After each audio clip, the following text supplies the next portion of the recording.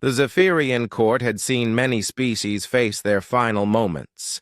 The crystalline beings took pride in their methodical justice system, where executions were performed with ceremonial precision that could last for cycles.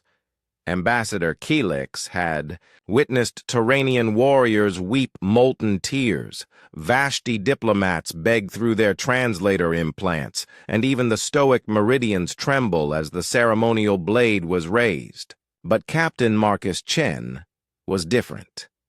As the massive Zephyrian executioner, his body a tower of living gemstone that caught and refracted the chamber's light into 1,000 dancing rainbows, slowly raised the energy blade above his head, Marcus simply lay down on the execution platform.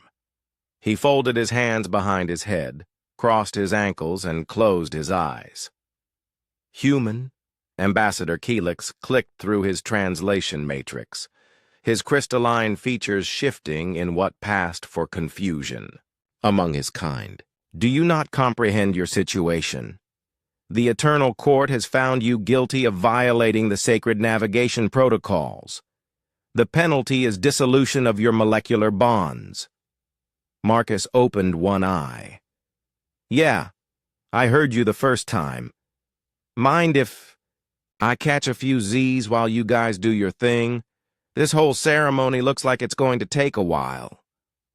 The executioner's blade wavered. In his 3 centuries of service, never had a condemned being shown such indifference. The weapon, designed to inspire terror as it charged with enough energy to atomize a starship, seemed almost insulting in its grandeur against the humans. Casual dismissal. Perhaps, Kelix continued, his voice carrying harmonics of bewilderment, you do not understand the nature of Zephyrian justice. Our ceremonies are designed to allow the condemned to reflect upon their crimes, to achieve a state of spiritual preparation for the dissolution that awaits. The process typically requires 47 standard hours. Marcus let out a soft snore.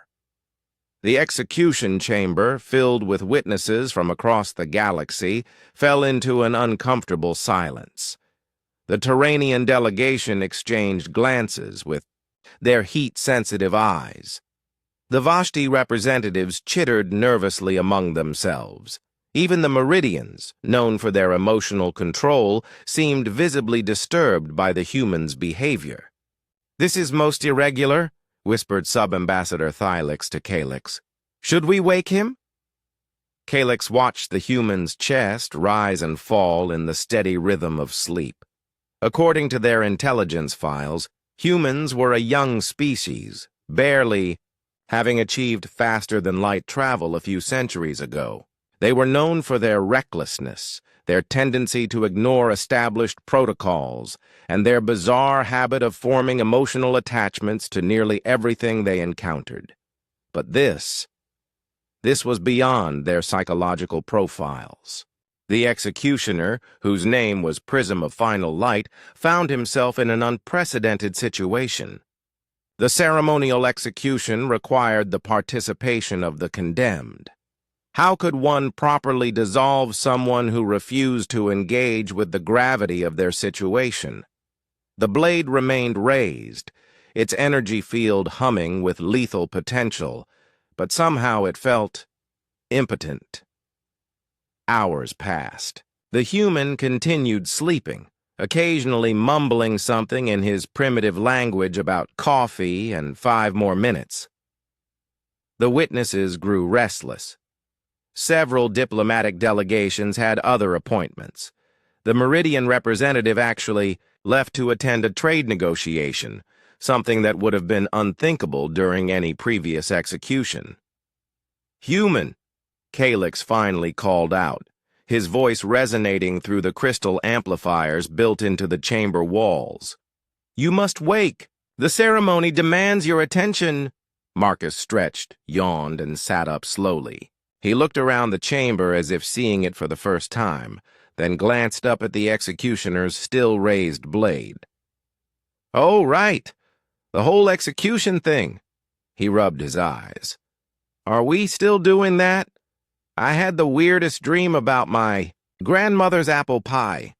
The Zephyrian court erupted in confused harmonics. Calyx's crystalline structure actually darkened, a sign of deep distress among his people. Human Marcus Chen, Calyx declared, his voice now carrying overtones of desperation. You stand accused of entering the forbidden sector, disrupting the migration patterns of the sacred star whales, and causing the premature birth of 17 cosmic cetacean offspring. These crimes carry the ultimate penalty. Do you have any final words before your dissolution? Marcus stood up, dusted off his uniform, and looked directly at the executioner. Actually, yeah, I do have something to say. The chamber fell silent. Finally, the human was showing proper respect for the gravity of the situation. You guys are really going to execute me for helping deliver space whale babies? The silence stretched longer. Because that's basically what happened. Your sacred star whales were in distress. 17 of them were going through complicated births, and my ship has the best medical bay in 3 sectors. So yeah, I entered your forbidden zone. And yeah, I disrupted their migration by helping deliver healthy calves that would have died otherwise. Marcus walked to the edge of the platform, looking out at the assembled witnesses. See? Here's the thing about humans. We have this really weird habit of helping people when they need it. Doesn't matter if they're people, space whales, or even pompous crystal beings who think ceremony is more important than compassion. When someone needs help, we help. When babies are dying, we save them. It's not complicated. He turned back to face the executioner. So if you want to kill me for saving 17 baby space whales, go ahead. But I'm not going to stand here and pretend that what I did was wrong. I'm not going to beg for forgiveness for doing the right thing. And I'm definitely not going to waste 47 hours of my life listening to you explain why bureaucracy is more important than basic decency. Marcus lay back down on the platform.